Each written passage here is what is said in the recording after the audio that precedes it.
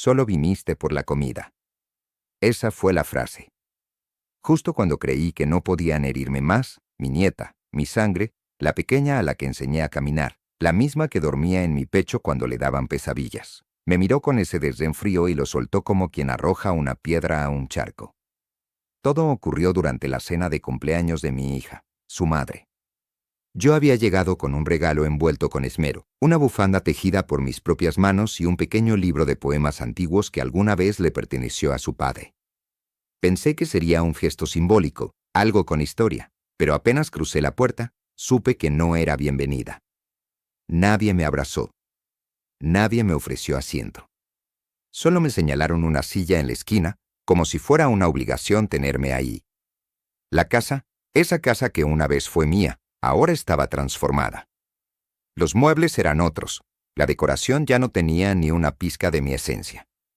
Todo olía a distancia, a indiferencia, a reemplazo. Mi hija, Teresa, apenas levantó la vista para saludarme. Estaba más preocupada por los canapés que por la mujer que la había traído al mundo.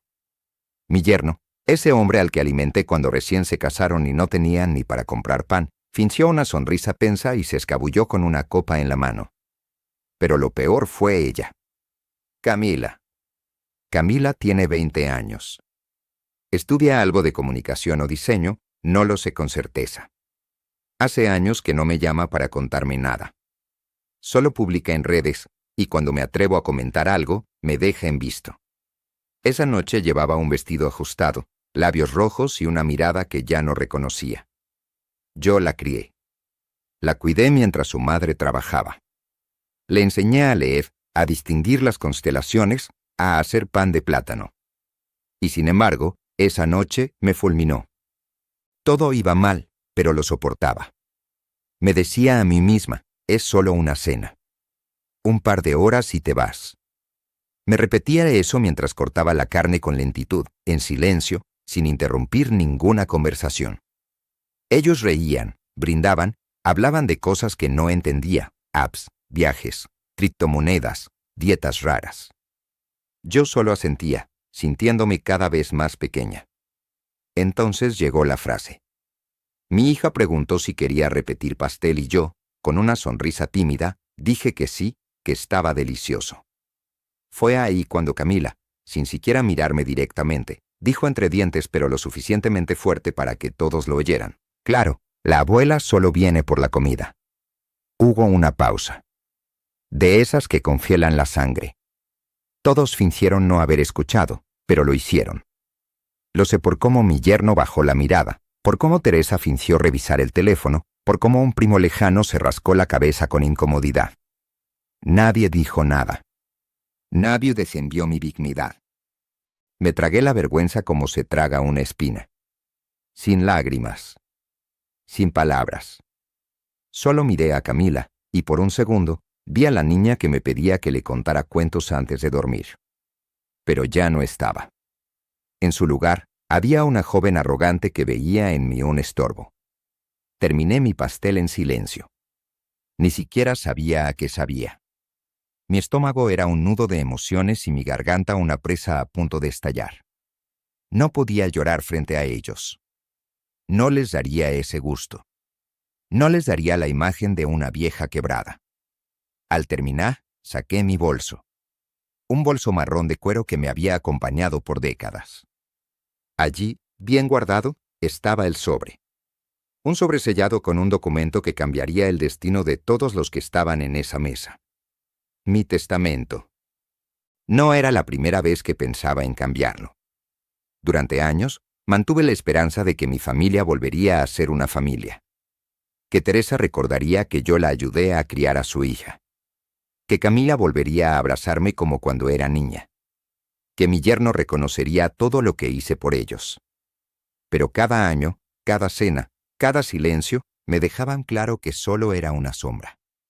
Un fantasma que toleraban por compromiso. Y esa noche, la frase de Camila fue el punto final. Mientras ellos reían, yo deslicé el sobre un poco dentro del bolso, como asegurándome de que seguía ahí. Lo estaba. Lo sentí. Firme, frío, definitivo. Disculpen, dije de pronto, con voz suave pero firme. Voy al baño. Me levanté. Nadie se ofreció a acompañarme. Nadie se preocupó. Caminé por el pasillo que una vez ayudé a pintar con mis propias manos. Toqué las paredes como si fueran reliquias de otra vida. Me miré en el espejo del baño. Estaba más arrugada, sí, con el cabello más blanco que gris. Pero mis ojos seguían siendo los mismos. Y esa noche brillaban con una claridad que no recordaba desde hacía años. Abrí el bolso. Toqué el sobre. Pensé en dejarlo en la mesa del comedor. Pensé en leerlo en voz alta. Pensé en quemarlo. Pero no. No esa noche. No aún. Regresé a la mesa. Camila ya había sacado el móvil y hablaba de una fiesta a la que iría después. Teresa discutía con su cuñada sobre qué vino servir en Navidad. Yo me senté. En silencio. Pero por dentro ya no era la misma. Esa noche, la abuela que todos ignoraban murió en silencio. Y nació otra mujer. Una que no dejaría que se burlaran más. Una que, en el fondo del bolso, llevaba la llave de una pequeña justicia. Y todo empezó con una frase. Una frase que dolió como 1000 puñaladas, pero que también me despertó de un largo letargo. Solo viniste por la comida. No, Camila. No vine solo por la comida. Vine a verlos una última vez, antes de cambiarlo todo. Me costó dormir esa noche. Volví a casa caminando, con el bolso bien aferrado al cuerpo, como si llevara algo más valioso que el dinero. Y en cierto modo, así era. Dentro estaba mi historia, mi decisión, mi pequeña victoria silenciosa. Pero el corazón, ese no lo podía cerrar con cremallera. Me senté en el borde de mi cama, con la casa en penumbras, y dejé que los recuerdos vinieran. No los llamé, simplemente llegaron. Como un desfile de momentos que habían quedado archivados bajo la alfombra del sacrificio. Pero esa noche ya no quería barrer más. Esa noche quería recordar. Teresa era una niña dulce. De mejillas rosadas, siempre curiosa, siempre pegada a mis faldas. La crié prácticamente sola. Su padre murió cuando ella tenía apenas 6 años, y desde entonces yo tuve que ser madre, padre, amiga, enfermera, maestra y hasta payasa. Todo lo hacía con amor. Me desvivía por ella. Recuerdo que trabajaba como costurera desde casa, y con lo poco que ganaba, lograba que nunca le faltara un desayuno caliente ni un vestido bonito en Navidad. Nunca le pedí nada. Jamás le eché en cara el esfuerzo. Porque así es el amor de una madre, silencioso, constante, generoso hasta que duele. Y lo mío dolía, pero de ese dolor dulce que una acepta sin quejarse. La vi crecer, la vi enamorarse. Cuando conoció a Marcos, su actual esposo, me pareció un buen hombre. Un poco callado, algo altivo, pero trabajador. Pensé que cuidarían uno del otro. Pero después del casamiento, todo empezó a cambiar. Al principio eran pequeñas cosas. Me dejaban de llamar por semanas. Me avisaban de reuniones familiares con apenas unas horas de antelación. Cuando nacía Camila, yo estuve allí desde el primer llanto. Le cambié pañales, le canté canciones, le preparé papillas con mi propia receta. Mi hija volvía al trabajo y yo me convertía en todo para esa bebé. Recuerdo una vez que Camila, con apenas 3 añitos, me dijo, «Abuelita, tú eres mi casita». Esa frase me derritió. Yo, que había perdido tanto, sentí que al menos tenía un lugar en el corazón de alguien. Pero el tiempo y la indiferencia lo carcomen todo. Cuando Camila cumplió 10, me dejaron de invitar a sus cumpleaños escolares. Decían que era incómodo para ella tener una abuela tan mayor entre sus amigos. Luego, dejaron de pasar por mi casa. Dejaron de llamarme para los fines de semana. Siempre había excusas, exámenes, viajes, cansancio. Yo me decía a mí misma que era normal, que todos crecen, que la vida cambia. Pero no era solo eso. Era algo más profundo. Me habían empezado a ver como una carga. Marcos comenzó a insinuar que yo debía vender mi casa, la misma donde crié a Teresa, y mudarme a un sitio más pequeño, más cómodo para mí, decía. Yo sabía que lo que quería era quedarse con la propiedad. Decía que la casa era vieja, que no tenía valor, pero cada vez que había una reunión con amigos suyos, presumía del jardín, de los arcos de madera, de la cocina antigua que yo misma renové con mis manos. El descaro era doble. Me despreciaban en privado y usaban mi legado en público. Teresa, mi hija, cambió también. Comenzó a llamarme mamá solo cuando necesitaba algo. Mamá, ¿me prestas para la colegiatura de Camila? Mamá, ¿podrías quedarte con Camila esta semana? Pero cuando no necesitaban nada, era como si no existiera. En mi cumpleaños, si recibía una llamada, ya era mucho. La mayoría de los años, se les pasaba la fecha. Una vez, hace unos años, me enfermé gravemente. Una neumonía me tuvo en cama por semanas. Llamé a Teresa una tarde, casi sin voz, pidiéndole si podía venir. Me dijo que tenía una reunión y que la vida no se detenía porque yo tuviera gripe. No era gripe. Era algo más serio. Me cuidó la vecina, una mujer que apenas conocía. Fue ella quien me llevó al médico y quien estuvo conmigo esos días. Y yo, mientras me curaba, lloraba. Pero no por la fiebre, sino por el abandono. Camila, en la adolescencia, dejó de dirigirme la palabra. Me saludaba por compromiso, como si le diera vergüenza tener una abuela con canas y manos arrugadas. Le regalé un libro de poemas el día que cumplió 15. Ni lo abrió. Lo dejó olvidado en el sofá. Ella quería un teléfono nuevo, no versos de Benedetti. Yo no era lo que ella necesitaba. Con el tiempo, dejé de insistir. Dejé de preguntar, de llamar, de ofrecer. Me convertí en una presencia borrosa. Iba a las fiestas familiares porque sentía que debía estar, pero ya nadie me incluía en nada. Era la señora que se sentaba en esquina y que todos olvidaban en cuanto llegaba el pastel. Y sin embargo, yo seguía esperando. Porque en el fondo, una madre, una abuela, nunca pierde la esperanza. A veces soñaba que Camila me visitaba sola, que me pedía que le contara historias como antes, que me abrazaba sin que nadie se lo pidiera. Soñaba con Teresa invitándome a pasar un fin de semana con ellas, a cocinar juntas como cuando era niña. Pero despertaba y el teléfono seguía mudo. Las paredes seguían vacías de voces. Y el corazón seguía un poco más roto. Un día, por casualidad, escuché a Marcos decir que cuando yo ya no estuviera, la casa pasaría a ser de Camila. Hablaban como si yo ya estuviera muerta. Como si fuera solo cuestión de esperar. Ahí lo entendí todo. Ya no era parte de su vida. Era una molestia. Un trámite pendiente. Una herencia en pausa. Y sin embargo, la casa seguía siendo mía. A mi nombre. Y con ella, mi voluntad. Fue entonces cuando tomé una decisión. Me levanté temprano una mañana y fui al despacho del notario de confianza que conocía desde hacía años. Le pedí una cita. Llevé todos los papeles. Y redacté un nuevo testamento. No me tembló la mano. No me dolió el alma. Me sentí en paz. No lo hice por rencor. Lo hice por justicia. Porque después de tantos años de desprecio silencioso, de humillaciones sutiles, de abandono envuelto en sonrisas falsas, sentía que al menos podía dejar un mensaje. Uno claro, uno firme. Uno que no se pudiera ignorar como ignoran mis palabras. Redacté el documento, lo firmé, lo sellé. Y pedí una copia para llevarla conmigo. Esa copia fue la que guardé en el bolso la noche de la cena. No era un sobre cualquiera.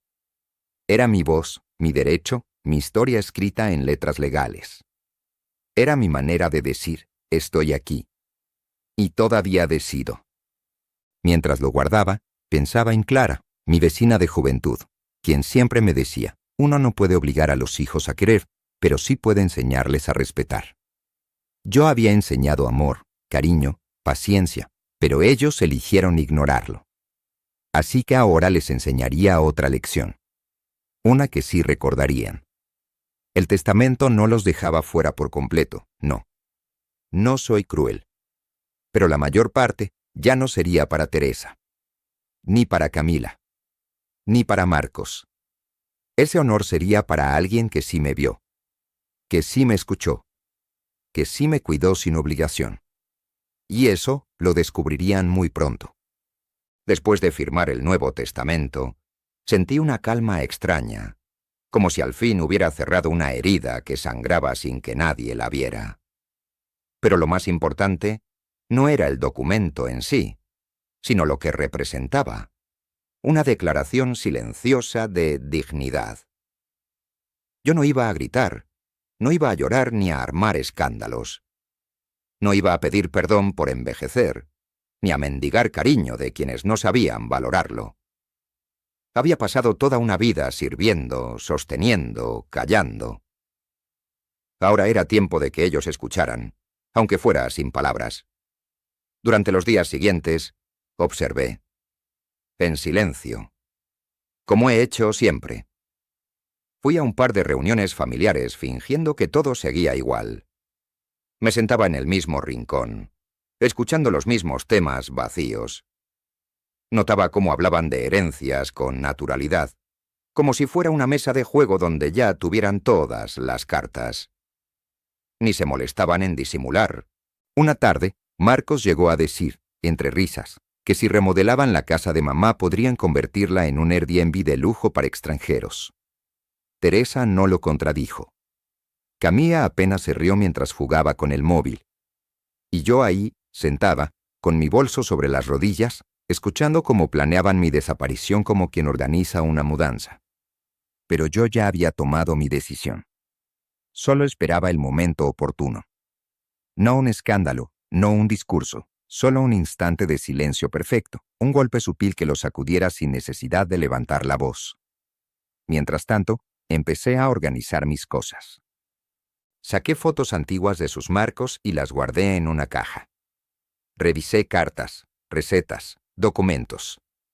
Separé lo importante y lo que ya no dolía. Me deshice de adornos que no significaban nada y guardé los que tenían historia. No por ellos, sino por mí.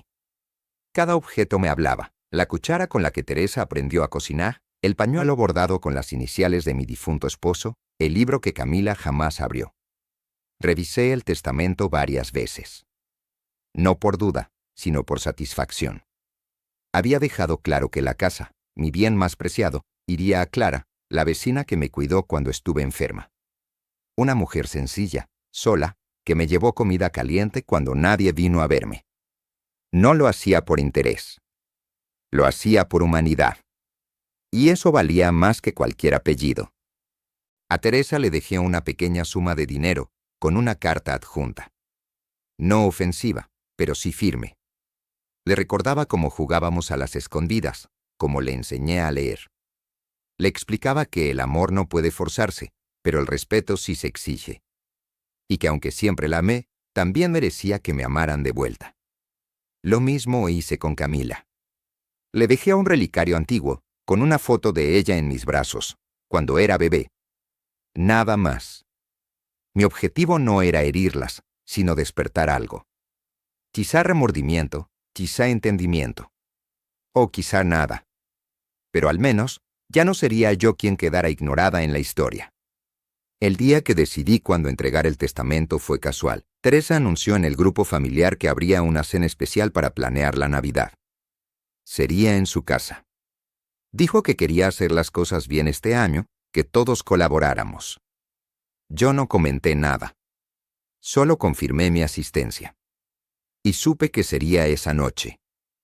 Preparé todo con detalle. Elegí una ropa sencilla pero digna. No quería que me vieran como una vieja rota, sino como una mujer entera. Peiné mi cabello con esmero, me puse un perfume suave y metí el testamento en un sobre nuevo. Lo guardé en el mismo bolso de cuero, ese que siempre me acompaña. Lo acomodé con cuidado, como si fuera un regalo. Llegué puntual. Como siempre. Me recibieron con sonrisas forzadas, como siempre. La casa estaba decorada con luces y guirnaldas anticipadas. Teresa corría de un lado a otro, dando órdenes como si fuera la anfitriona perfecta. Marcos ya tenía una copa en la mano y hablaba de inversiones con uno de sus cuñados. Camila, por supuesto, estaba en el sofá mirando su teléfono. Nadie me ofreció asiento. Nadie me preguntó cómo estaba. Me limité a sentarme donde había espacio, en una silla cerca de la ventana. Durante la cena, hicieron rondas de planes. ¿Quién llevaría el pavó? ¿Quién el vino? ¿Quién pondría la música? A mí no me preguntaron nada. Me limitaba a comer despacio, escuchando, mirando y esperando. En un momento, Camila se levantó y fue a la cocina. Yo la seguí con la mirada. La vi tomar algo del refrigerador y regresar sin mirarme. Ni siquiera notó mi presencia. En su mundo, yo era apenas un mueble más. Fue entonces cuando decidí que era el momento.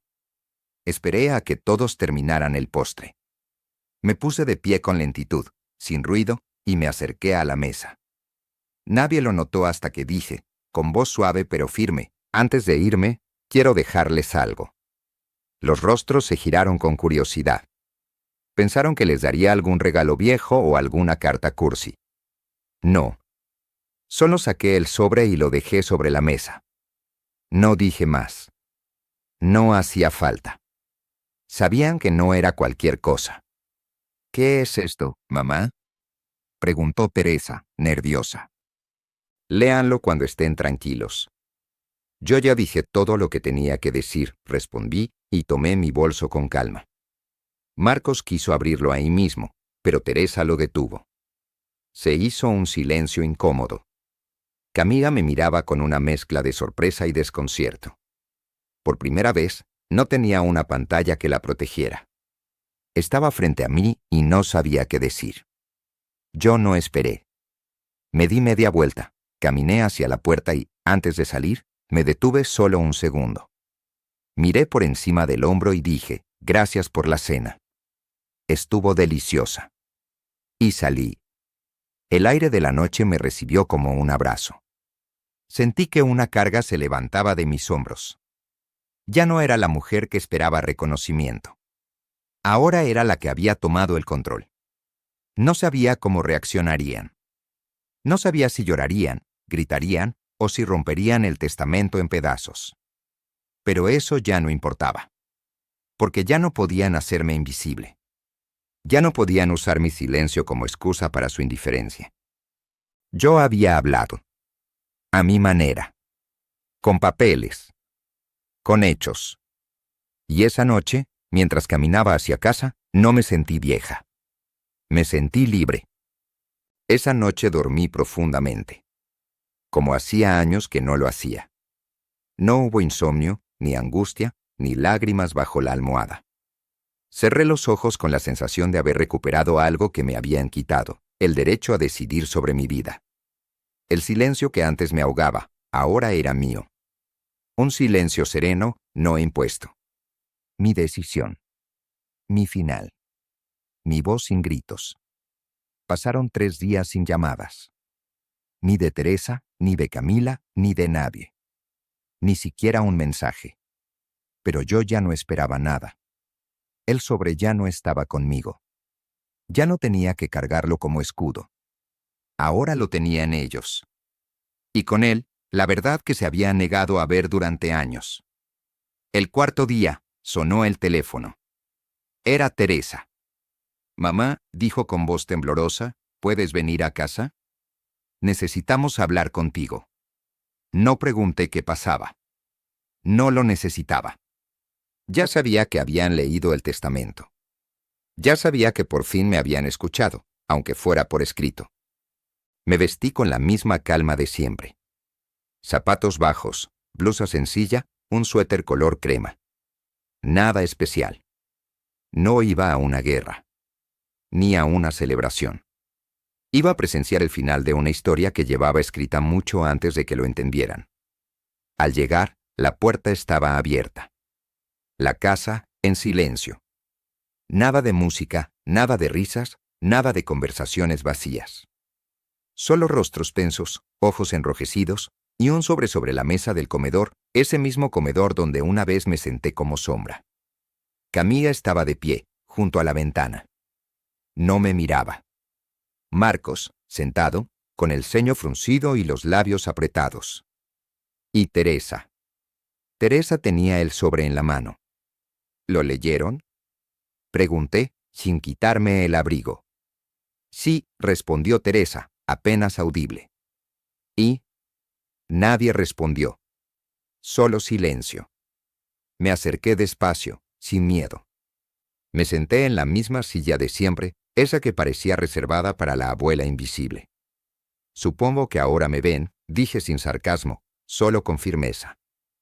Teresa alzó la vista. Sus ojos estaban cargados de algo parecido a vergüenza. O quizás pérdida. No lo sabía. ¿Por qué, mamá? Susurró. ¿Por qué? Repetí, casi con ternura. ¿De verdad lo preguntas? Ella bajó la cabeza. No necesitaba responder. Las palabras estaban en ese documento. Y en los años de desprecio acumulado. Nunca pensamos que, empezó a decir Marcos, pero lo detuve con un gesto. Exacto. Nunca pensaron. Miré a Camila. Seguía de espaldas, como si el reflejo del vidrio le evitara enfrentarme. Y tú, dije, sin levantar la voz, la próxima vez que quieras saber por qué alguien viene a cenar, pregunta también por qué dejó de venir a abrazarte cuando eras niña. Ella giró lentamente. Tenía los ojos brillantes. No era llanto todavía. Era una grieta. Abuela, murmuró. No. Hoy no soy tu abuela. Hoy soy una mujer que decidió no morirse esperando respeto. Camila se quedó callada. Por primera vez, no tuvo nada ingenioso que decir. Ni una broma, ni una excusa. Teresa me tendió el testamento con ambas manos. Podemos hablar con el notario. Podemos cambiar las cosas, mamá. Negué con la cabeza, serena. Ya no hay nada que cambiar. Esto no se trata de dinero, ni de casas, ni de testamentos. Se trata de lo que ustedes eligieron no ver. Durante años.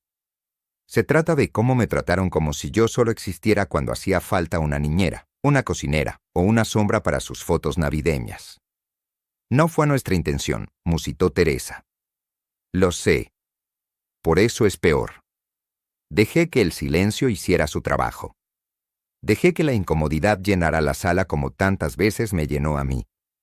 Pero esta vez no me dolía. Me fortalecía. Me puse de pie. Había dicho lo que tenía que decir. No les deseo mal. A nadie. Solo deseo que algún día, cuando ustedes estén en mis zapatos, sus hijos no los traten como ustedes me trataron a mí. Marcos no dijo nada. Ni una palabra. Camila tenía la mirada baja. Teresa dio un paso hacia mí. Mamá, si te pierdo, no sé qué voy a hacer. La miré con ternura. La verdadera, la que nace del dolor que ya no se supura. No me perdiste, hija. Me dejaste ir hace años. Solo que ahora te diste cuenta. La abracé. No con rencor. Con amor. El último. Luego me fui. No corrí. No lloré. No esperé que me llamaran por la espalda. Caminé como se camina cuando una ya no carga el peso de mendigar cariño. Las semanas siguientes fueron tranquilas. Clara, mi vecina, vino más seguido. Tomamos café, hablamos de novelas, del clima, de la vida.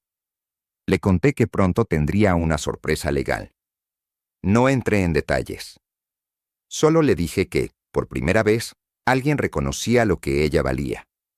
No sé si Teresa volverá a llamarme.